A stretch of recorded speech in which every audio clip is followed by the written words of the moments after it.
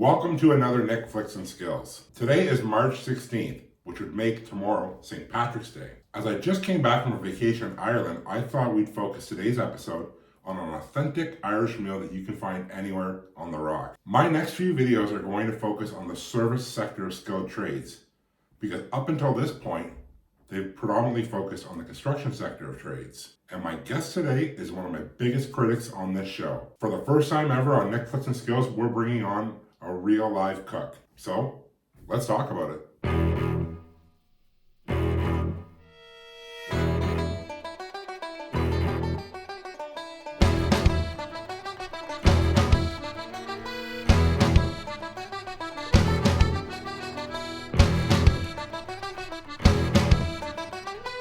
My guest today has been in the industry since she was 15 years old, and she's been working at Western University for the last 23 years.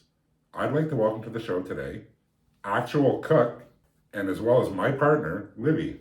Hi. Thanks for showing up on the show today, Libby. I'm really excited for this and to hear your perspective on a meal today. Thanks, Nick, for having me.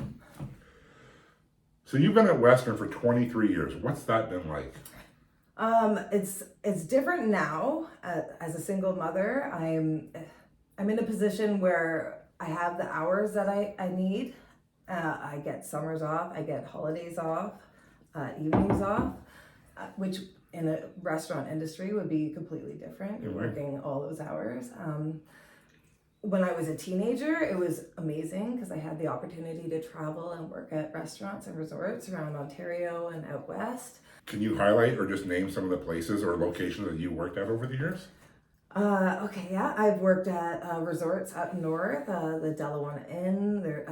Worked at Port Severn Lodge where I lived on site, and I worked 3 shifts a day where it was you'd have 2 hours off in between each one, and it was exhausting, but there was nowhere to spend money. You just made money, and you learned from other cultures around the world. We worked with Australian people and Irish people, and it was an experience that I would never turn down. I would recommend to any youth.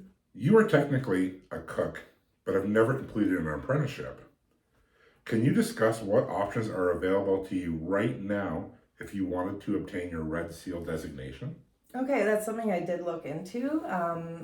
Right before the pandemic, I went to Fanshawe with my chef, and we talked about me overwriting the program where I didn't have to take the 2-year course, and I was able to just write the exam because I have the 23 years experience and the knowledge that it would take to pass that test. You mentioned about raising your family as a single mother, and I'm wondering, do women with children face obstacles in skilled trades that we might not immediately think of?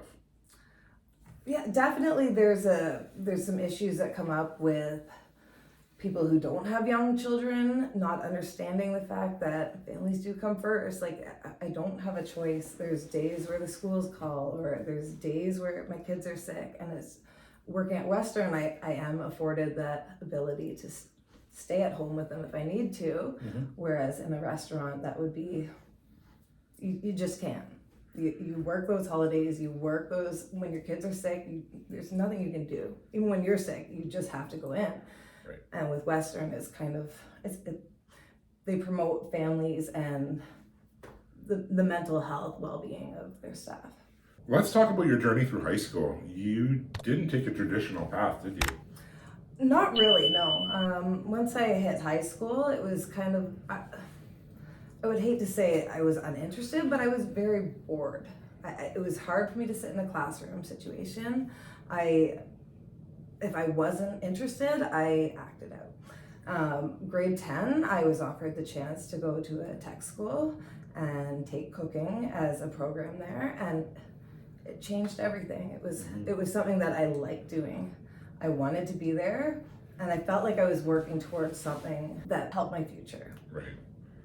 It's and that this has been another hot button topic over the last few years, is not everybody learns the same way, and the traditional education system that used to have to apply to everyone doesn't apply to everyone, and we're starting to notice that more and more as time goes on. So it's something that I would like to see more of in the future, tailoring education to each individual student.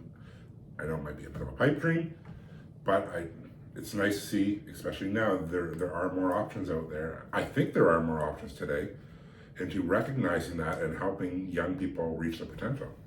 Libby's a liberal, and I'm a conservative. And that has led to some pretty heated discussions in our household.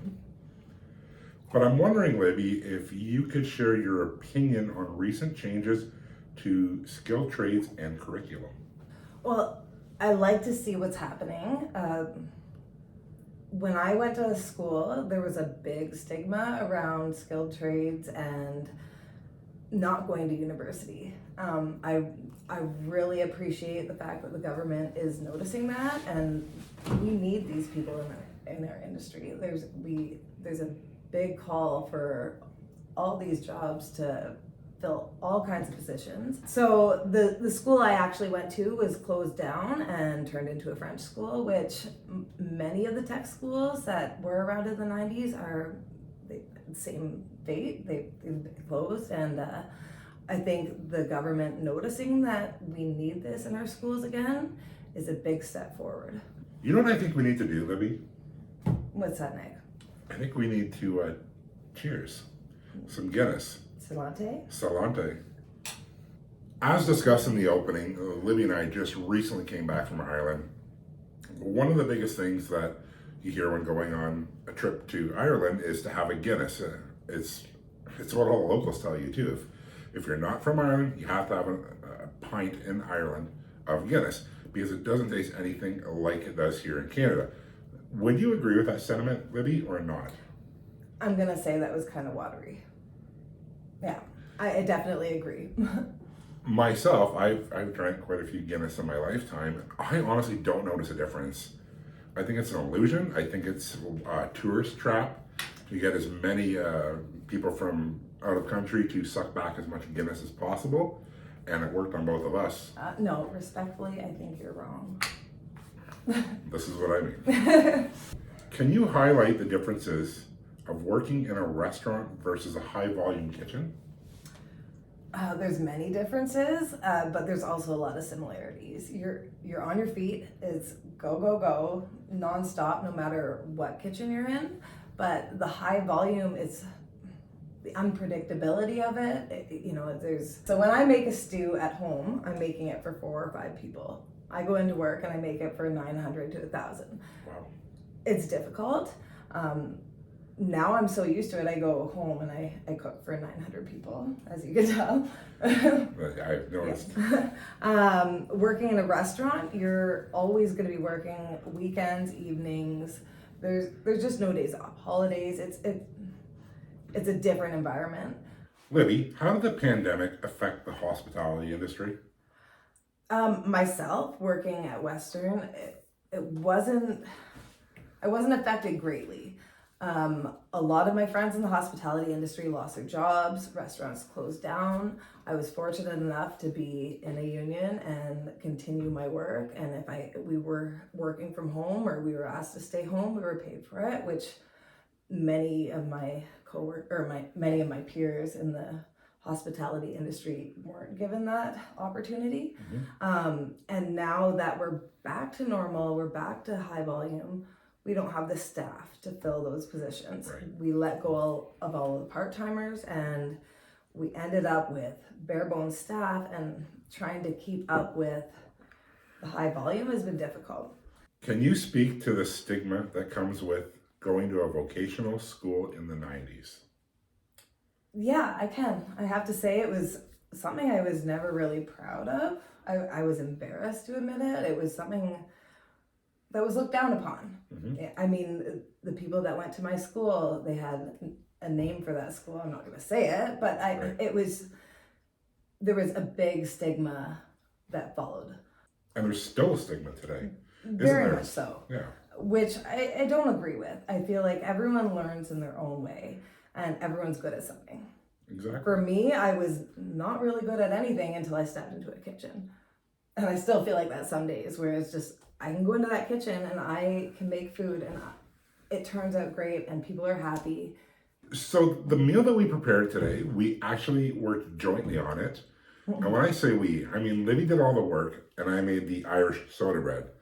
But what we have here is a traditional meal that you will find in every single restaurant in Ireland, and that is Guinness stew and Irish soda bread. So Libby, I am really excited to try an actual cook's prepared meal because I'm used to what I prepare on my own show, and I would like to thank every guest that's ever been on my show because they always say everything tastes phenomenal, even if it might not be true. So why don't we take a moment here to sample this and see how it turned out? Okay.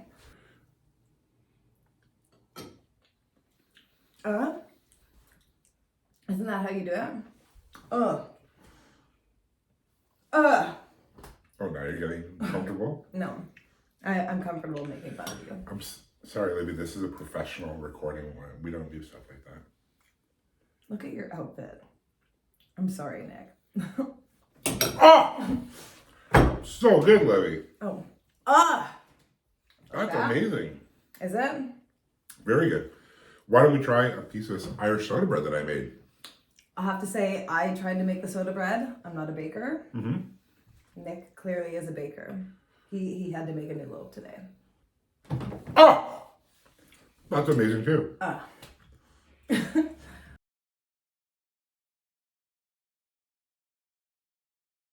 We're back with the bonus round with some bonus questions for Libby. Are you ready, Libby? Can you take that juvenile hat off? Juvenile? You're the second person that said that to me this week. Nobody wears those. All right, fair enough. We're back with the bonus round, Nick, Flicks, and Skills.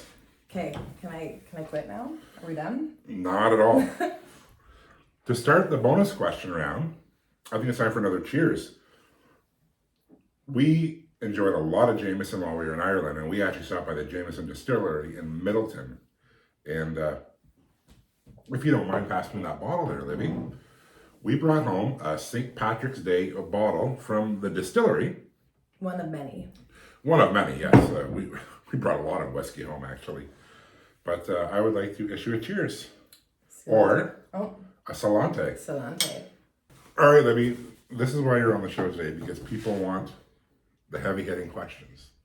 Wow. What do you really think about my cooking ability? Be honest. After yesterday, I don't think I would let you work for me. Let's talk about yesterday. What happened yesterday? Nick doesn't follow directions. Yeah. Apparently, I'm a terrible sous chef. And I don't follow directions, and I don't cut my vegetables. Yeah, don't look. I don't cut them evenly. And what else? He complains a lot. I complain a lot. A lot. A lot. A lot. Question number 2, Libby. This is something the audience has been dying to know for a very long time. What is it like dating the biggest sensation in YouTube history? I wouldn't know. Got him! Got him! No, seriously, what's it like having to tolerate all of this that I'm doing? I think it's awesome what you're doing. I really respect the fact that you're promoting skilled trades and skilled trades with women. That's something that's really needing an advocate for. Mm-hmm. So yeah, I respect that. What was the favorite dish that you tried while in Ireland? Oh, I'm gonna have to say the mussels. Yeah, you had mussels. Yeah, they were amazing. What was it like experiencing Nick O'Funnigan while in Ireland? Nick and I are very different. I'm awesome. Yeah. I'm awesomer. What was your favorite site that we got to experience or an opportunity to explore? Definitely the Cliffs of Moher. When we arrived there, it was sunny. It was 15. There was 15 degrees. There was no wind. We were very lucky. The tour bus driver said that normally he can't even open the door because of the wind shutting the doors on the bus. It was absolutely gorgeous, and if you followed my social medias, you saw a lot of the photos that I posted. It was blue skies, it was clear. It rained for maybe a combined 30 minutes the week that we were in Ireland. Yeah, not even. It was more tropical than anything. It Palm was. trees included. It was gorgeous. As I'm doing a series of women in skilled trades segments for the next several weeks here, Libby, I'm wondering if you have any advice for a young woman considering a career in your field? I'm gonna say things are different nowadays. When I started, I was 15. The industry was much more male dominated. Nowadays, we have women working in all the fields in the kitchen, including in the dish room. Even it's it's just stuff you're not seeing, or you didn't see, sorry, in the 90s. What I would have to say is have a thick skin. Yeah. You have to learn to have a voice. You can't allow the male dominance in the kitchen to take over. And that took me a while. So let's talk about something serious here for a second. Let's talk about male harassment in the workplace. Is it something that still persists today? Because I know, and everybody knows for a fact that, say, 10 years ago, 20 years ago, that was a real thing. What is it like today?